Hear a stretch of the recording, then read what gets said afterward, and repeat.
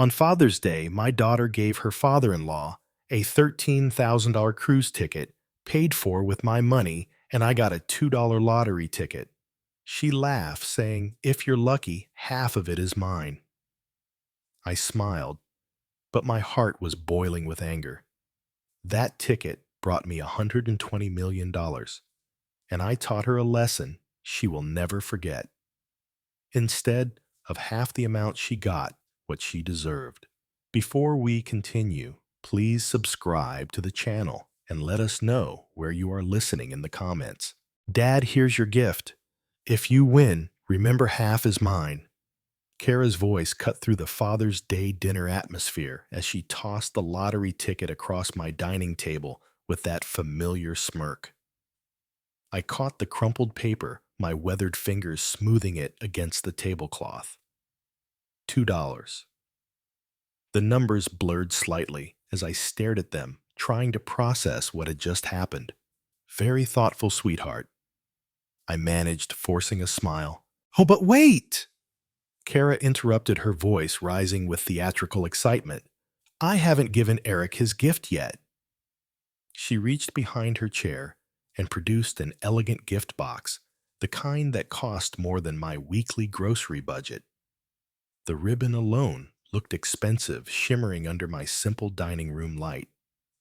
Eric straightened in his chair, his perfectly pressed shirt catching the afternoon sunlight streaming through my small windows. My daughter's father-in-law had the kind of confident posture that came from never worrying about money. These, Kara announced, lifting the cruise tickets from their silk-lined box, cost $13,000. Eric deserves the best for everything he's done for our family. The weight of the lottery ticket in my hand suddenly felt microscopic. I watched Eric examine the tickets with satisfaction, his manicured fingers tracing the gold embossing. Now, this is what I call a proper gift, Kara, Eric said, his voice carrying that particular tone of approval reserved for expensive things. His eyes met mine across the table. Your father taught you well. The phrase hung in the air like smoke. Other family members shifted uncomfortably, suddenly finding their plates fascinating. My sister Margaret cleared her throat, while my nephew Tommy studied his hands.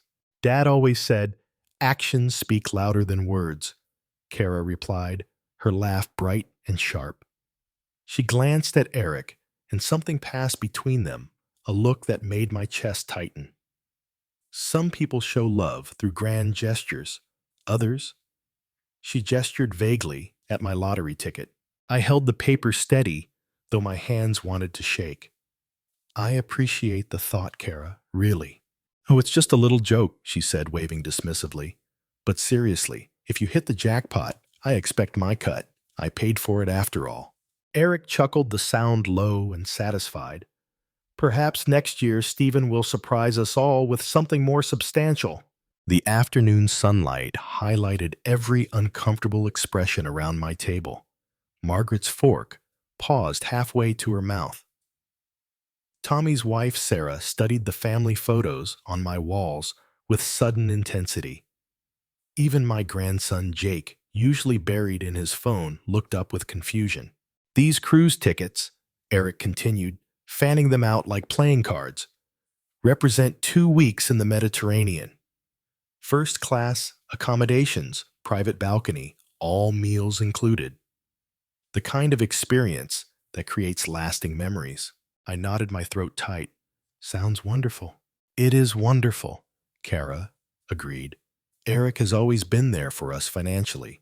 He helped us buy our house, paid for Jake's private school, even covers our country club membership. He's earned something special. The lottery ticket felt like it might disintegrate in my grip. I remembered the double shifts I'd worked at the garage, the overtime hours, fixing transmissions, and rebuilding engines, all to pay for Kara's college education. The nights I'd fallen asleep in my chair, too tired to make it to bed after working 16-hour days to afford her textbooks. Well, I said quietly, I hope you both enjoy the cruise. We will us, Eric said, slipping the tickets back into their box with ceremonial care. This is how families should treat each other with generosity and respect. The conversation moved on, but I remained focused on the tiny piece of paper in my hands. $2. The same amount I used to give Kara for ice cream when she was 7, back when that small gesture could light up her entire face. After dinner, they left as quickly as they'd come. Car doors slammed outside, engines started, and voices faded into the evening air. I remained at my table, still holding the lottery ticket, watching the last of the sunlight disappear from my dining room. The house settled into the familiar quiet of my solitary life. I looked around at the family photos on my walls, the modest furniture I'd bought, piece by piece, over the years, the careful decorations I'd set up for a Father's Day that was already over. The lottery ticket lay beside my empty coffee cup, forgotten in the morning light, filtering through my kitchen window. I stared at my laptop screen numbers, swimming before my eyes as I reviewed my monthly bank statement, a ritual I'd maintained for 40 years, first as a young father, counting every penny, now as a careful retiree, protecting what little I had. My finger traced down the list of transactions, utility bills, grocery store purchases, the modest amount I'd spent on Father's Day dinner ingredients. Everything accounted for everything expected until I reached a line that made my coffee grow cold in my mouth. Premium travel services, $13,000. I blinked, certain I'd misread. The amount stared back at me unchanged. My hands trembled as I cross-referenced the date with my calendar. 1 week ago Thursday, I'd been nowhere near a travel agency. The realization hit me like a physical blow. Kara still had authorized access to my account, a precaution I'd set up years ago when her mother died in case of emergencies. I'd forgotten about it completely. My phone felt heavy in my shaking hands as I dialed her number. Each ring echoed in my quiet kitchen, mixing with the sound of my own heartbeat. "Hello, Dad?" Her voice carried that particular tone of bored politeness she used when I interrupted her busy life. "Kara, I'm looking at my bank statement." I tried to keep my voice steady. "There's a charge for over $13,000 from premium travel services." Silence, then a laugh, light and dismissive. "Oh, that. I bought Dad Eric his cruise. He deserves something nice for once." The words hit me like a slap. "You took $13,000 from my account without asking." "I didn't take anything, Dad. I used family money for a family gift." Her tone shifted, becoming slightly defensive. "You wouldn't have spent it anyway. It's just sitting there." "Kara, that's theft." My voice broke on the word. "You stole from me." "It's not stealing when it's family money," she snapped. "Eric has always been there for us financially. He helped us when we needed it. This is just returning the favor." I gripped the phone tighter. "I'm your father, Kara. I raised you. I worked double shifts to pay for your college. And Eric helped us both move beyond that," she interrupted. "He's shown us what real success looks like, what it means to be generous, to live well, to give meaningful gifts, instead of—" She paused, and I could hear her dismissive sigh. "Lottery tickets." The cruelty in her voice left me speechless. This was my daughter, the little girl who used to fall asleep in my lap while I read her bedtime stories, the teenager who'd cried on my shoulder when her mother died, the young woman who'd once called me her hero. "Dad, are you there?" "I'm here," I whispered. "Look, I know you're upset, but think about it rationally. Eric earned this. He's successful. He's contributed to our family's well-being. He deserves recognition for everything he's done." "And what about everything I've done?" Another pause. When she spoke again, her voice was colder than I'd ever heard it. You did what fathers are supposed to do. Eric went above and beyond. The line went dead. I stared at the phone, the dial tone echoing in my empty kitchen like a funeral dirge. My hands shook as I set it down. The same hands that had held her as a baby, taught her to ride a bike, applauded at her graduation. I walked to my nightstand and grabbed the lottery ticket, the $2 joke she'd thrown at me like scraps to a dog. Even this pitiful gift had been bought with my own stolen money. The irony was so perfect, it almost made me laugh. Instead, I crumpled the ticket in my fist and marched to the kitchen trash can. The paper made a satisfying thud as it hit the bottom, joining the coffee grounds and empty cans that represented my simple, apparently worthless life. The house felt smaller. Suddenly saw on the walls closer together. I needed air, needed to move, needed to be anywhere but in this place where my daughter's betrayal echoed off every surface. I grabbed my jacket and headed for the door, my legs carrying me down the familiar streets of my neighborhood. The morning air was crisp, filled with the sounds of suburban life lawnmowers, starting up children, playing neighbors, calling greetings across fence lines. Mrs. Patterson waved from her garden, her arthritic hands gentle with her tomato plants. Beautiful morning, Stephen. Yes, it is, I replied automatically, though the day felt anything but beautiful. I walked past the Henderson house, where Tom was teaching his grandson to throw a baseball. The boy's laughter carried on the breeze, pure and uncomplicated. I remembered teaching Kara the same way, her small hands gripping the ball with determination, her face bright with joy when she finally made a perfect throw. When had that changed? When had my love become insufficient? My life, something to be ashamed of? The questions followed me down Maple Street, past the corner market where I'd bought Kara candy as a child, past the park where she'd played on summer afternoons. Every memory felt tainted now, viewed through the lens of what she'd become.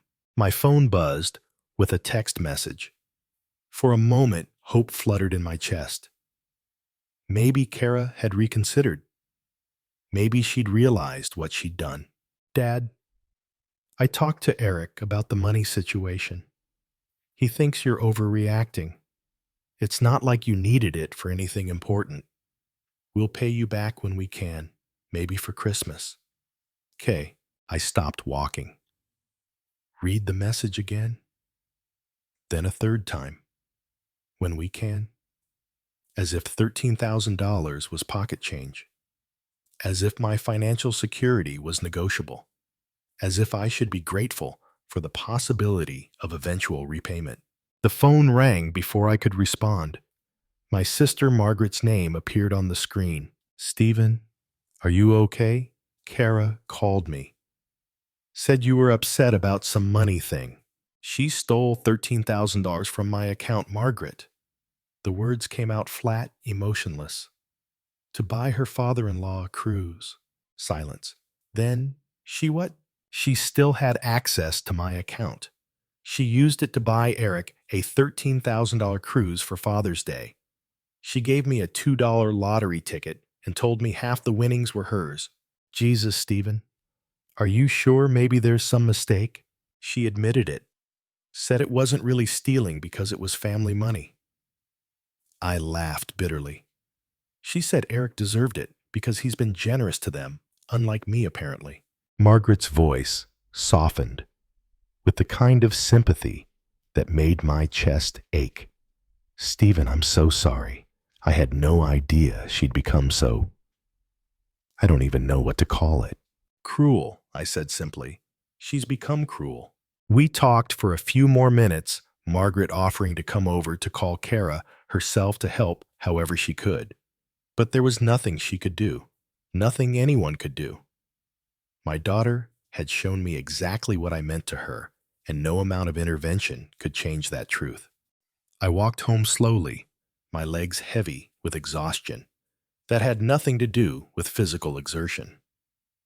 The house felt different when I entered, smaller, shabbier, marked by the kind of poverty that comes from being seen through someone else's dismissive eyes. The trash can in my kitchen held the crumpled lottery ticket, a reminder of the joke that had started this whole nightmare. I stared at it for a long moment, remembering the weight of those $2 in my hand, the laughter in Kara's voice as she tossed it across the table. Tomorrow I would call the bank. I would revoke her access to my account, take the steps I should have taken years ago. But tonight, I would sit in my quiet house and mourn the daughter I had lost, the relationship that had died somewhere along the way without my noticing. The lottery ticket remained in the trash, forgotten and worthless, while I grieved for something far more valuable that I'd already lost. But the next morning arrived with the kind of brutal clarity that follows a sleepless night. I sat at my kitchen table, coffee growing cold, as I stared at the bank's phone number written on a piece of paper. My hands felt steady for the first time in 24 hours. First National Bank Customer Service. This is Rebecca. How can I help you? I need to revoke authorized access to my account, I said. Someone has been making unauthorized purchases. The conversation was surprisingly simple. Rebecca's voice carried professional sympathy as she walked me through the process. Within 15 minutes, Kara's access was terminated. New security measures were in place, and I felt something I hadn't experienced in years, the solid certainty of protecting myself. Is there anything else I can help you with today, Mr. Woods? No, that covers it. Thank you. I hung up and looked around my kitchen with new eyes. The modest space felt different, not shabby, but honest, clean, mine. My gaze fell on the trash can, and I remembered the lottery ticket lying crumpled among the coffee grounds. The $2 joke that had started this whole mess, purchased with my own stolen money and thrown back at me like I was some kind of charity case. I walked over and stared down at the crumpled paper. Even this pathetic gesture had been bought with money taken from my account without permission. The irony was almost laughable. She'd stolen from me to buy me a gift, then claimed half the potential winnings. With sudden, decisive anger, I grabbed the ticket and smoothed it out on my counter. The numbers stared back at me. 7, 14, 23, 35. 2. Powerball 18. I memorized these digits that represented everything wrong with my relationship with my daughter. Then I crumpled the paper again and threw it back in the trash with more force than necessary. The morning stretched ahead of me, empty and quiet. I needed to move, needed to clear my head, needed to be somewhere other than this kitchen, where yesterday's betrayal still echoed off the walls. I grabbed my jacket and headed outside, letting my feet carry me down the familiar streets of my neighborhood. The morning air was crisp, filled with the sounds of honest work lawnmowers, starting up children, playing neighbors, calling greetings across fence lines. Mrs. Patterson was in her garden again, her weathered hands gentle with her roses. She looked up as I passed her, smile warm and genuine. Morning, Stephen. You're out early today. Couldn't sleep, I said, pausing at her fence.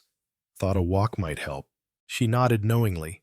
Sometimes the best thinking happens when your feet are moving. My Harold used to say that. Her late husband had been a good man, a mechanic like me, who'd worked with his hands and treated people with respect. The kind of man who understood that character mattered more than bank accounts. He was right about that, I said. I continued walking past the Henderson house where Tom was washing his car with his grandson's help. The boy was more interested in splashing water than cleaning, but Tom didn't seem to mind. Their laughter carried on the breeze, uncomplicated and pure. 2 blocks down, I passed the corner market where I'd bought Kara candy as a child. The owner, Mr. Chen, was arranging fruit in his window display, each apple and orange placed with care.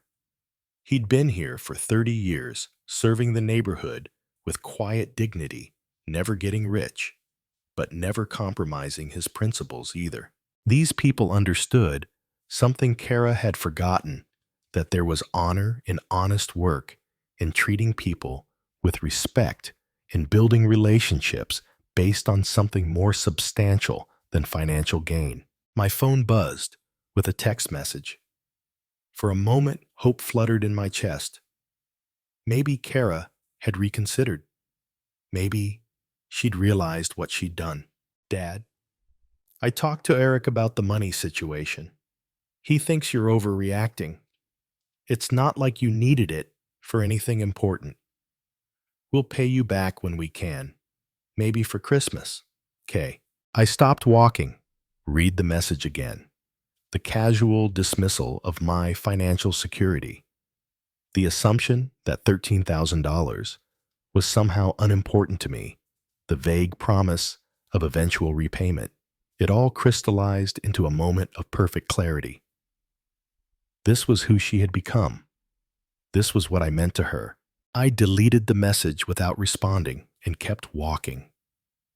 The familiar streets of my neighborhood wrapped around me like a comfortable blanket, filled with the sounds and sights of people living honest lives. Whatever happened next, I would face it on my own terms with my dignity intact. The trash can in my kitchen held the crumpled lottery ticket, forgotten and worthless, while I walked toward whatever came next with my head held high. 3 days had passed since I'd taken control of my finances. 3 quiet days of morning coffee, simple meals, and the kind of peace that comes from knowing you've done the right thing. I was stirring scrambled eggs in my cast iron skillet when the phone shattered the silence with its shrill demand for attention. Dad, what the hell did you do to my card? Kara's voice exploded through the receiver before I could even say hello. It was declined at Nordstrom. Do you have any idea how embarrassing that was? I set down my spatula carefully, my hand surprisingly steady.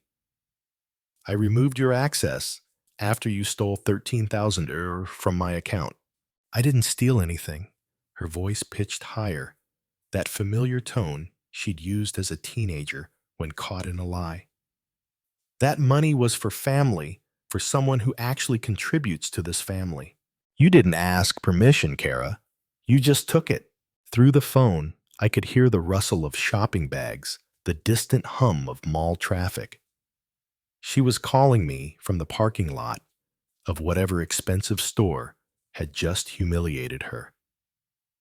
I was standing there with an $800 handbag, Dad, $800. The sales associate ran my card 3 times before telling me in front of everyone that it was declined. Other customers were staring. I looked like some kind of common person who can't afford her purchases. The way she said common person made my chest tighten, as if being unable to afford $800 handbags was some kind of moral failing. I'm sorry you were embarrassed, I said quietly, but that doesn't change what you did. What I did? She laughed, but there was no humor in it. What I did was treat Eric with the respect he deserves, something you've never learned to do. I carried the phone to my kitchen table, settling into the same chair where I discovered her theft just days before. Kara, I raised you. I worked 60-hour weeks to put you through college. I thought that counted for something. And Eric helped us move beyond all that, she snapped. He's shown us what real success looks like, what it means to be generous, not sitting on piles of money like some kind of miser. The accusation hit like a physical blow. 40 years of careful saving, of choosing generic groceries and driving used cars so I could provide for my family. And this was how she saw it. You're going to regret this decision, Dad. Her voice dropped to a tone I'd never heard before, cold and calculating. You think you can humiliate me publicly and just walk away. You think there won't be consequences. Kara, I'm not trying to hurt you. I'm protecting myself. No, you're being selfish and petty and cruel. Each word landed with deliberate precision. But I won't let you get away with it. I have friends, Dad. People who matter in this community. People who understand what family loyalty actually means. The line went dead with a sharp click that echoed in my quiet kitchen. I set the phone down and returned to my eggs, but they'd gone cold in the pan. Even reheated, they tasted like ash.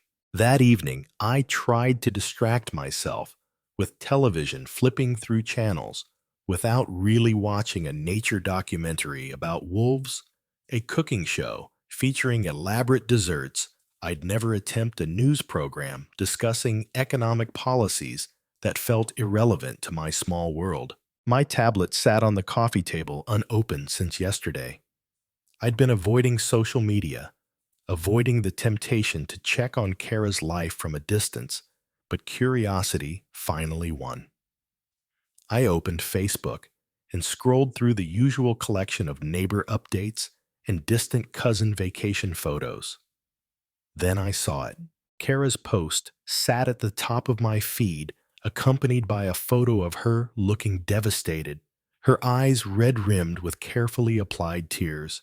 Having to write this breaks my heart, but I need support right now. My father has decided to cut off my access to what has always been our family money. After years of me being there for him, helping him through Mom's death, managing his affairs, when he couldn't, he suddenly decided I'm not worthy of his trust. All because I bought Eric, who has been more of a father figure to our family than anyone, a gift with money that was sitting unused in an account. I never thought my own father could be so selfish and cruel. I'm honestly questioning everything I thought I knew about the man who raised me. The post had 47 likes and 23 comments. I scrolled through them, my stomach churning with each sympathetic response. OMG. Kara, I'm so sorry. Older people can become so paranoid about money. Your father should be grateful to have such a caring daughter. This is awful. Eric is such a wonderful man. He deserved that gift. Your dad is being ridiculous. Family money should benefit the whole family. Hang in there, honey. I closed the tablet and sat in my darkened living room, listening to the house settle around me. Somewhere in my bedroom, forgotten in the kitchen trash, lay the crumpled lottery ticket that had started this whole mess. The $2 joke that had revealed the truth about what I meant to my daughter. The following evening found me in the same chair, remote control resting loosely in my palm, as I surfed channels with no particular purpose.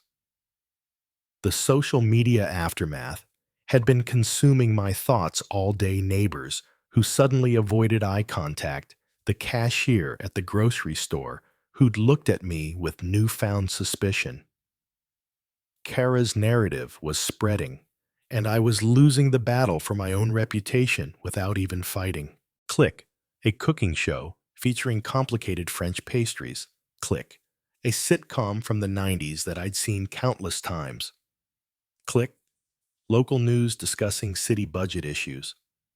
Click, the state lottery drawing program. Good evening, Ohio. Welcome to tonight's Powerball drawing, where we have a rollover jackpot of $20 million. I almost changed the channel, but something about the announcer's cheerful voice made me pause. Maybe it was the absurdity of it. Here I was being called a greedy miser for protecting my modest savings while someone was about to win more money than I could spend in 10 lifetimes. Tonight's winning numbers are... The announcer's voice took on that ceremonial tone reserved for momentous occasions. 7, 14, 23, 35, 42. And the Powerball is 18. My hand froze on the remote. Those numbers sounded familiar, disturbingly familiar. I grabbed a pen from the coffee table and scribbled the numbers on the back of an envelope as the announcer repeated them. 7, 23, 35, 42. Powerball, 18. My heart began racing before my mind fully caught up. I knew those numbers. I'd seen them recently, stared at them long enough to memorize them. In a moment of anger and irony, the lottery ticket, the crumpled piece of paper I'd thrown away in disgust 3 days ago. I stumbled to the kitchen, my legs unsteady beneath me. The trash can sat innocently by the counter, filled with the detritus of solitary living coffee grounds, empty cans, food scraps. I plunged my hands into the mess, digging through banana peels and soggy paper towels, searching for a small piece of paper that might change everything. My fingers found it near the bottom, stuck to the side of a yogurt container. The lottery ticket stained with coffee grounds and wrinkled beyond recognition, but still readable. I carried it to the kitchen sink and carefully rinsed off the worst of the debris, my hands shaking as I unfolded it. 7, 14, 23, 35, 42. Powerball, 18. Perfect. Every single number matched. I sat down hard in my kitchen chair, staring at the damaged ticket in disbelief.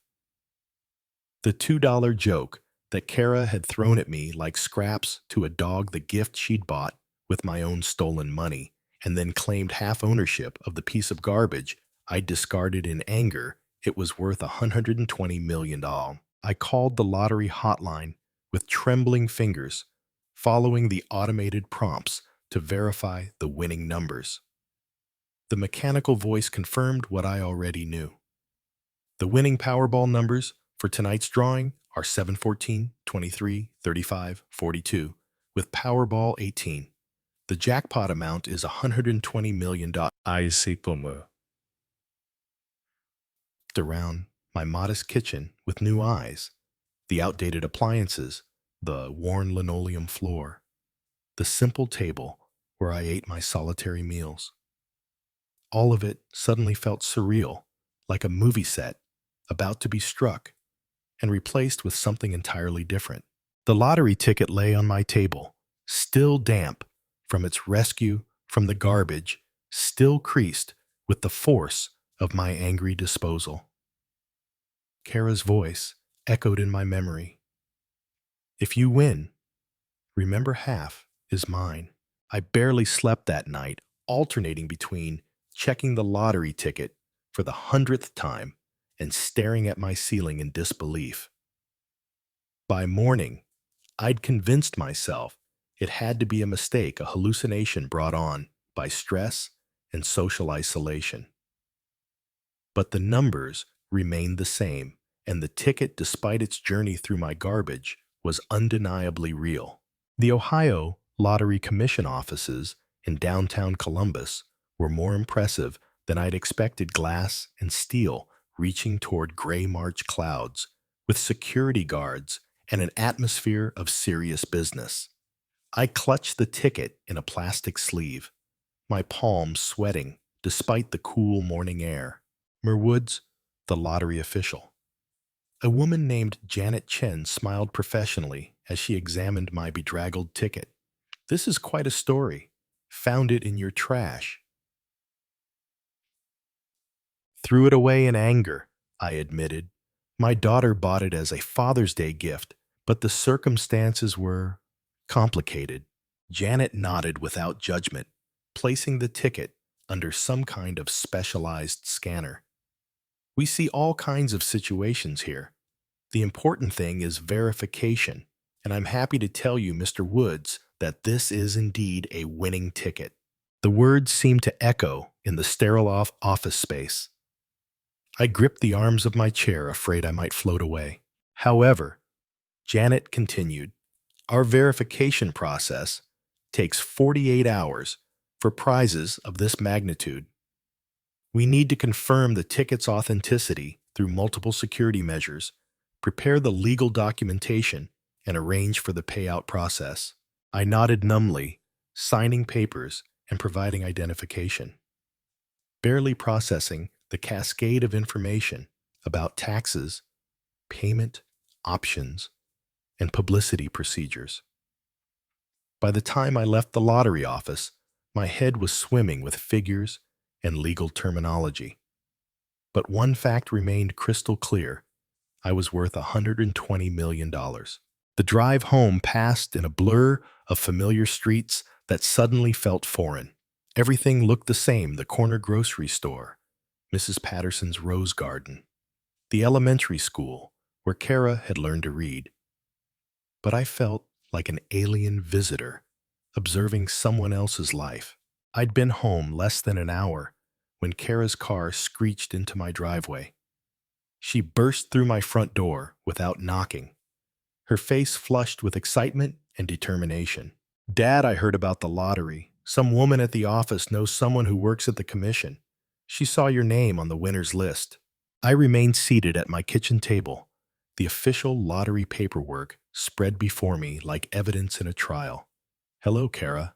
"Don't hello me." She practically vibrated with energy. "Do you realize what this means? We're millionaires. Remember what I said, half is mine." "That was a gift, Kara." My voice came out calmer than I felt. "You can't take back a gift." Her expression shifted, the excitement giving way to something harder. "We had an agreement."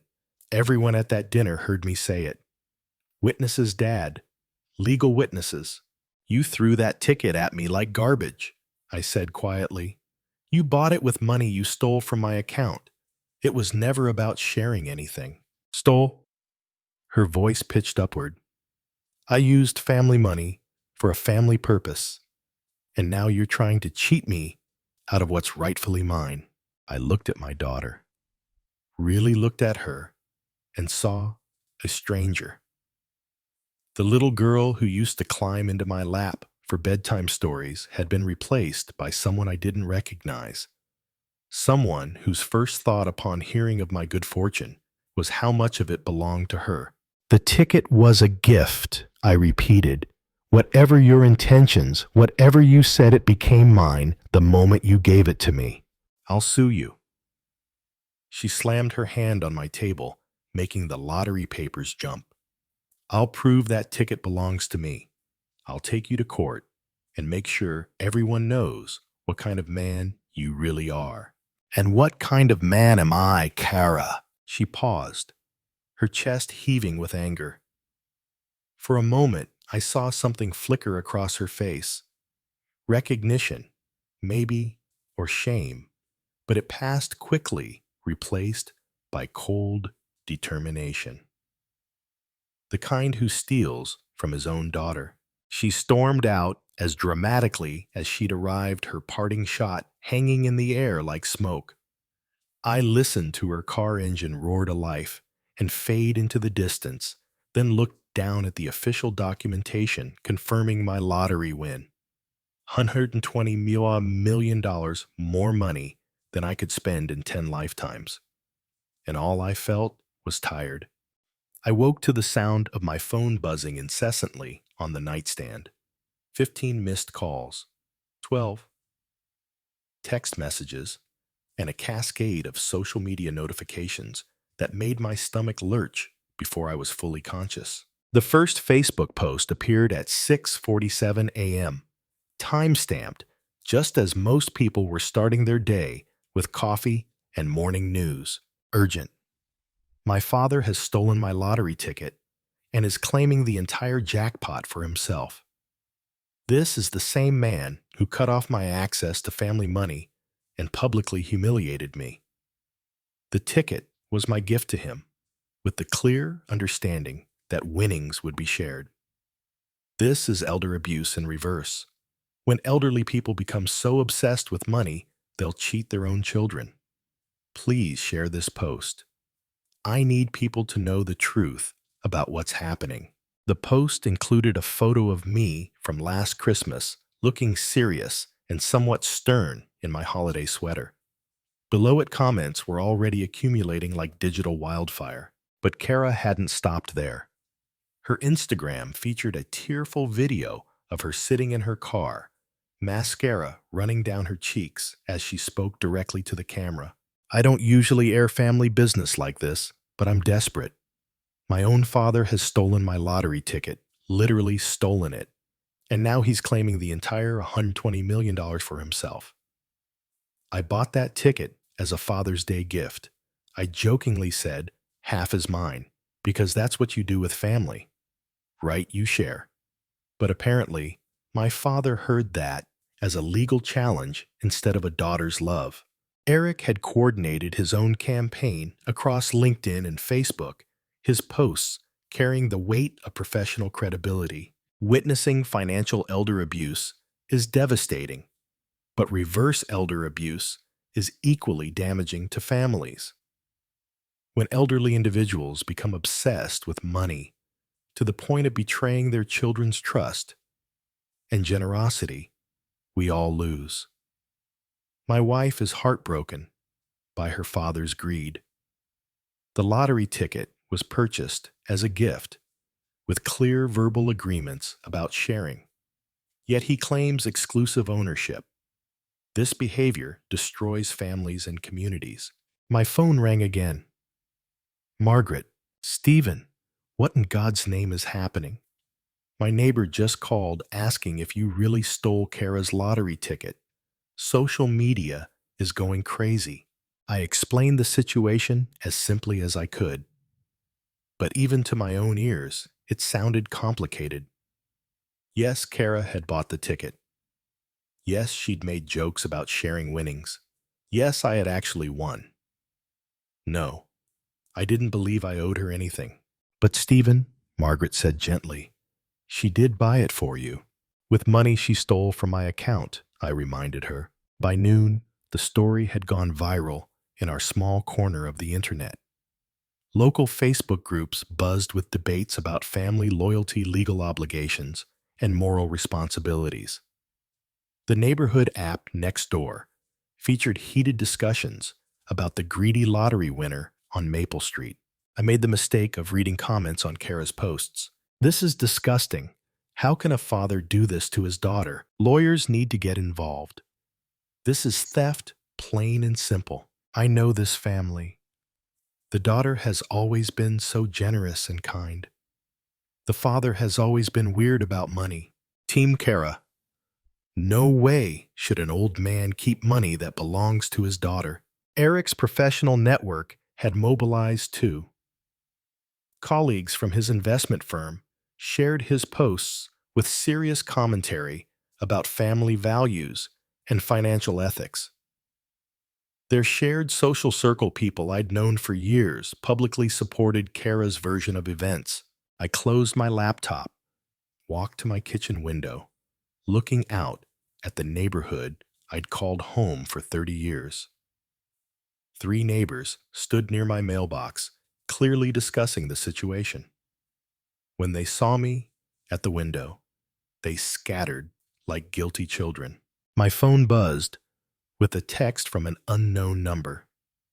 Channel 6 wants to interview you about the lottery controversy. Can you call us? Another message, Columbus Dispatch, seeking comment on family lottery dispute. And another legal representation, available for lottery ticket disputes. Free consultation. I turned off my phone and sat in my quiet kitchen. The official lottery paperwork still spread across my table like evidence of my guilt. Outside, my neighbors whispered and speculated their judgment, delivered through social media comments and careful distances. The irony wasn't lost on me. I was worth $120 million, and I'd never felt more alone in my life. The morning light filtered through my kitchen window as I spread printed copies of Kara's social media posts across my table like evidence in a trial. Each comment, each share, each supportive response felt like another nail in the coffin of my reputation. The coffee grew cold in my cup, as I read through the digital assassination of my character. My landline phone rang, cutting through the silence with its old-fashioned mechanical bell. The caller ID showed a number I didn't recognize, but something about its pattern suggested a business line. Mr. Woods, this is William Johnson, Eric's father. The voice was measured professional, carrying the kind of authority that came from years of boardroom negotiations. I believe we need to talk. I gripped the receiver tighter. I'm not sure what there is to discuss, Mr. Johnson. There's quite a lot, actually. A pause then. Could we meet this morning, say Murphy's Diner on 5th Street in an hour? Murphy's Diner was a modest family restaurant where I sometimes went for their Saturday morning special, the kind of place where Eric would never be caught dead. May I ask what this is about? The lottery ticket, William said simply, and what I witnessed on Father's Day. My heart hammered against my ribs. You were there. I was indeed. 1 hour, Mr. Woods. The line went dead, leaving me staring at the phone in confusion. Eric's father, wanting to meet about the lottery ticket, could only mean trouble. Maybe they were coordinating a legal strategy. Or perhaps William was coming to pressure me into settling with Kara. I almost didn't go, but curiosity won over caution. Murphy's Diner occupied a corner lot that had hosted restaurants for 50 years, red vinyl booths, checkered linoleum floors, and the kind of coffee that could wake the dead. I spotted William immediately. His tailored navy suit stood out like a peacock among sparrows in the humble establishment. He rose when he saw me, extending a well-manicured hand in greeting. Mr. Woods, thank you for coming. We slid into a booth near the window, where morning light illuminated the deep lines around William's eyes. The waitress, a motherly woman named Dolores, who'd been serving coffee here since I was in my 40s, poured 2 cups without being asked. I witnessed the entire gift exchange on Father's Day. William began without preamble. Every word, every gesture. Your daughter handed you that lottery ticket and explicitly called it your Father's Day gift. I studied his face, searching for signs of deception or manipulation. She's claiming we had an agreement about splitting any winnings. William's expression hardened. That's simply not what happened. I watched her throw that ticket across the table with a dismissive laugh. There was no negotiation, no agreement, no verbal contract. It was a gift, pure and simple. He pulled out his phone, scrolling through Facebook, with the efficiency of someone who'd built a business empire in the digital age. What my son and daughter-in-law are doing is unconscionable. They're destroying your reputation with lies. You're Eric's father, I said carefully. Why would you go against your own son? William's laugh was bitter. Because I raised him to have integrity, and he's forgotten everything I taught him. This lottery situation has revealed something about Eric that deeply disappoints me. He showed me his phone screen, where he'd begun typing a lengthy Facebook post. I'm going to set the record straight. My name carries weight in this community, Mr. Woods. People know I don't lie about business matters, and this is exactly that, a matter of legal ownership and ethical behavior. I read over his shoulder as he refined his statement. As a witness to the Father's Day gathering at Stephen Wood's home, I feel compelled to address the current social media controversy. I personally observed Kara Johnson purchase and present a lottery ticket to her father as a Father's Day gift. There was no negotiation, no agreement about sharing winnings, and no conditions attached to the gift. Mr. Woods is the rightful owner of that ticket and any winnings it may have generated. The current social media campaign against him is based on false information, and I cannot remain silent while a good man's reputation is being destroyed by members of my own family. You don't have to do this, I said quietly. Yes, I do. William's finger hovered over the post button. My son has forgotten what it means to be a man of honor. Perhaps public embarrassment will remind him. He posted the statement, and immediately his phone began buzzing with notifications. Within minutes, comments appeared from people in Columbus's business community colleagues who knew William's reputation for honesty and fair dealing. This changes everything, I breathed, watching the tide of public opinion shift in real time. William pocketed his phone and looked at me directly. Mr. Woods, I built my business on integrity. I can't watch my son destroy that legacy with lies and manipulation. We sat in comfortable silence, watching normal people go about their Saturday morning routines. Families ordering pancakes, elderly couples sharing the newspaper, teenagers texting while their parents tried to engage them in conversation. Life continuing normally while my world transformed. The truth has a funny way of surfacing, William said finally. Sometimes it just needs the right person to speak it. We shook hands outside the diner, his grip firm and reassuring. As he walked toward his black Mercedes, I remained by my modest sedan, feeling something I hadn't experienced in weeks, hope. 2 weeks later, the phone call I'd been waiting for finally came. Mayor Woods, this is Janet Chen from the Ohio Lottery Commission. Your verification process is complete, and we'd like to invite you to our formal check presentation ceremony tomorrow morning. A ceremony? I asked, still processing the magnitude of what was happening. We offer winners the choice between a private meeting and a public presentation. Given the recent interest in your case, we thought you might prefer the transparency of a public ceremony. I thought about Kara's social media campaign about the whispered conversations that followed me through grocery stores about the neighbors who no longer made eye contact. Yes, I'd like the public ceremony. Excellent. 10:00 a.m. at our Columbus headquarters. There will be media present, so dress appropriately. And Mr. Woods, congratulations. This is going to change your life. That evening, I laid out my best clothes.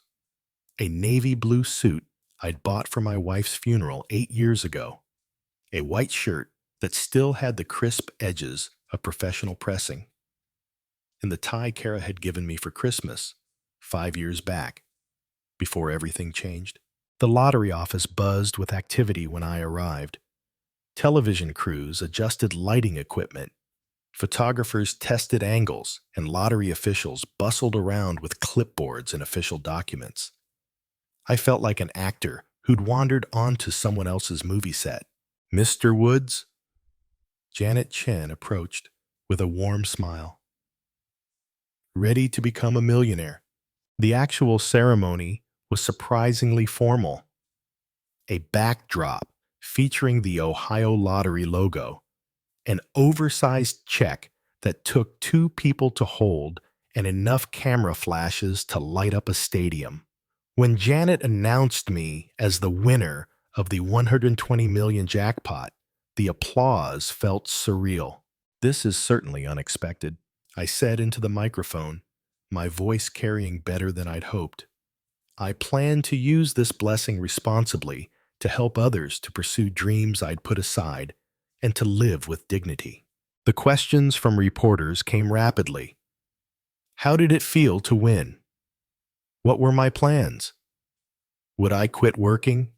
I answered as honestly as I could, focusing on gratitude and responsibility rather than the family drama that had brought me here. Then, through the crowd of media personnel, I saw them. Kara and Eric pushed through the gathering, her face flushed with determination and desperation.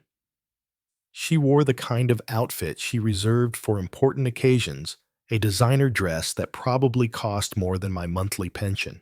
Stop, she called out, her voice cutting through the professional atmosphere like a knife. That's my ticket. We had an agreement. Security personnel moved immediately, but Kara's voice carried over their intervention. Everyone here needs to know that ticket was mine. He's stealing from his own daughter.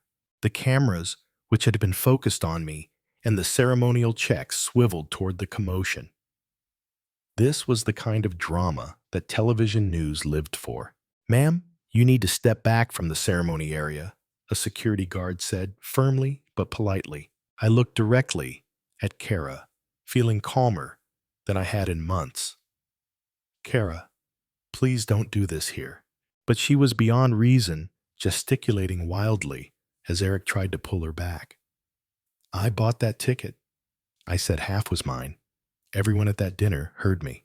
A reporter thrust a microphone toward me. "Mr. Woods, can you comment on this family dispute?" "The ticket was a Father's Day gift from my daughter," I said, clearly my voice steady despite the chaos unfolding nearby. "Mr. William Johnson, who was present at the dinner, has already confirmed the circumstances of that gift. That's all there is to it." "What do you plan to do with the money?" another reporter asked.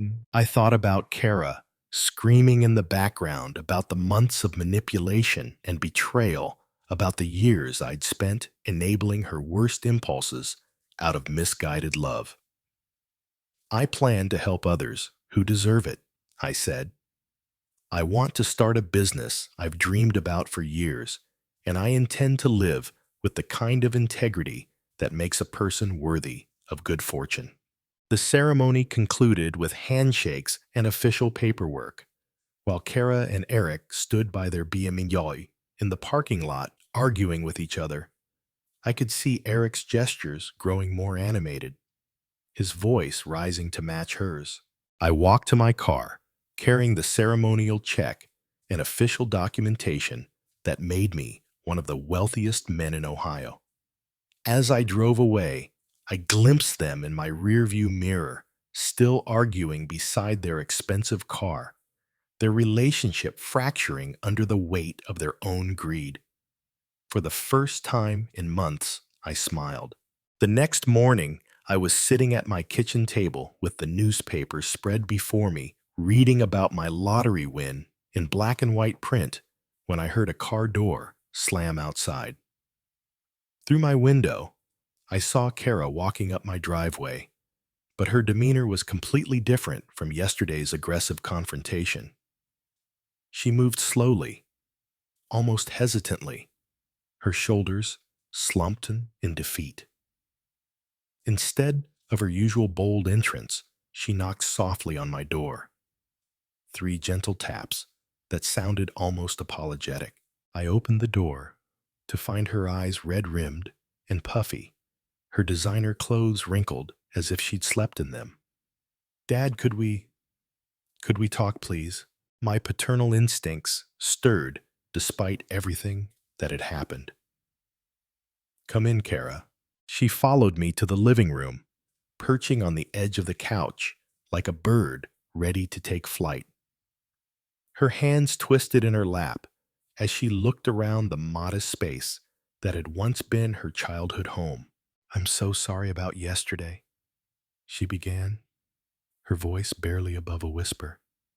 "I was just overwhelmed and scared. I wasn't thinking clearly." The tears came then streaming down her cheeks with practiced precision. "Eric has been pressuring me so much about money lately. Our finances they're worse than I told anyone. I didn't know who else to turn to." I settled into my recliner, maintaining careful distance between us. "What kind of financial trouble, Kara?" "We're about to lose our house," she said, her voice breaking on the words. "The mortgage payments, the credit cards, Eric's business, it's all falling apart. We owe almost $400,000, and the bank is starting foreclosure proceedings." She painted a picture of sleepless nights, panic attacks, and desperate attempts to keep up appearances while their world crumbled. Eric's investment firm was failing. She claimed losing clients and hemorrhaging money. The country club membership, they couldn't afford to cancel the private school tuition for Jake that was draining their resources. I was too embarrassed to ask for help before. She continued, wiping her eyes with a tissue. "You know how proud Eric is. He'd die if he knew I was here begging my father for money. I listened to her performance, and it was a performance I realized with painful clarity. The same techniques she'd used as a teenager when she wanted something. The tears, the helpless damsel routine, the appeals to my protective instincts. "You've always been there for me before," she said, reaching across the space between us to touch my hand. "I just need help one more time, just enough to save our house and get back on our feet." "How much, Kara?" $2 million would solve everything, she said quickly, as if she'd rehearsed the number. "It sounds like a lot, but it's nothing compared to what you won. You'd still have over $100 million left." The simplicity of her request was breathtaking. $2 million a sum that would have represented 40 years of my pre-lottery income, delivered as casually as asking to borrow $20 for gas. "Kara," I said gently, "I've heard these same promises before." Her expression shifted slightly, confusion flickering across her features. "What do you mean?" "You stole $13,000 from my account without asking. You publicly humiliated me on social media. You tried to take my lottery ticket by force. I kept my voice calm, factual. Now, you want me to reward that behavior by giving you $2 million. This is different." The tears came faster now, more desperate. "I was wrong before. I admit that, but we're talking about losing everything, Dad. Our house, our life, Jake's education. You need to learn to solve your own problems." The words hung in the air between us like a challenge. Kara's face transformed the mask of vulnerability, slipping to reveal something harder underneath. "You're really going to do this?" she asked, her voice taking on a familiar edge. "You're going to let your own daughter lose her house while you sit on $100 million? I love you, Kara, but I won't enable your choices anymore." She stood, abruptly pacing to the window and back. "Fine, fine. But don't expect to be part of Jake's life going forward. Don't expect Christmas visits or family dinners or phone calls when he graduates high school." The threats came faster now, each one designed to hit my deepest fears about isolation and family loss, the grandchildren at my funeral. No relationship with future generations. A lonely old man dying alone because he was too selfish to help his only child. "If that's your choice," I said quietly, "I'll have to accept it." The finality in my voice seemed to shock her. She stared at me for a long moment, perhaps recognizing that her manipulation toolkit had finally met its match. "You've changed," she said, her voice cold with disappointment. "Money has made you cruel." "No, Kara. Money has made me free." She stormed out without another word, her footsteps echoing on my front walkway as she marched to her car. I stood at my front window, watching her drive away with visible anger, her tires squealing as she peeled out of my driveway. I turned away from the window and looked around my quiet home, feeling a mixture of sadness and relief. The little girl who used to fall asleep in my lap reading stories was gone, replaced by someone I didn't recognize and couldn't save. I walked to my kitchen to make tea, my movements calm and purposeful. For the first time in years, my home felt truly peaceful. 3 months later, I stood in my empty living room, holding my phone as movers loaded the last boxes. I scrolled to Kara's contact and selected block this number. Some bridges once burned weren't meant to be rebuilt. The drive to Dayton took 2 hours through rolling countryside. In this new city, I would be simply Stephen Woods, new resident, not the lottery winner from the news. My house sat on a quiet street 3 hours from Columbus, far enough that unexpected visits would require real commitment. Henderson's classic auto restoration had been for sale for months. When I walked through the shop, inhaling the familiar scents of motor oil and polish, I knew I'd found my purpose. "You sure you want this much work?" asked Tom Henderson, gesturing at Project Cars filling his bays. "Most folks your age are thinking about slowing down." I ran my hand along a 1967 Mustang's fender. "I'm just getting started." Within a week, Henderson's became Wood's Classic Auto Restoration. I hired 3 local mechanics and established the Supporting Single Fathers Foundation, remembering my own struggles after my wife's death. Evenings in Dayton were peaceful. I could walk without whispered conversations following me. The local diner served coffee without gossip about my personal life. "Settling in okay?" asked Helen, my neighbor, bringing homemade cookies. "Neighborhood's quiet, but we look out for each other." "Quiet is exactly what I hoped for," I told her. The shop became my sanctuary. Working alongside younger mechanics, I rediscovered satisfaction in solving problems with my hands rather than my checkbook. We restored a 1955 Chevrolet to mint condition. The owner wept when he saw it, and I understood completely. I thought about Kara sometimes, but without the sharp pain. The money hadn't changed me. It revealed what I'd always been underneath years of enabling. My phone rang occasionally with unknown numbers I suspected were her, but I let them go to voicemail. On Thursday evening, I locked up. Locked up after completing a 1969 Camaro restoration. Driving home, I passed the community center where my foundation's plaque read, "Supporting Strong Families Through Tough Times." I parked and looked up at emerging stars. Somewhere, Kara lived with the consequences of her choices. What I could control was building something meaningful. Every restored car, every foundation grant was a vote for a world where character mattered more than connections. The lottery ticket hung framed in my office, now not as a trophy, but as a reminder that sometimes the most valuable gifts come disguised as garbage, and the most necessary lessons come wrapped in pain.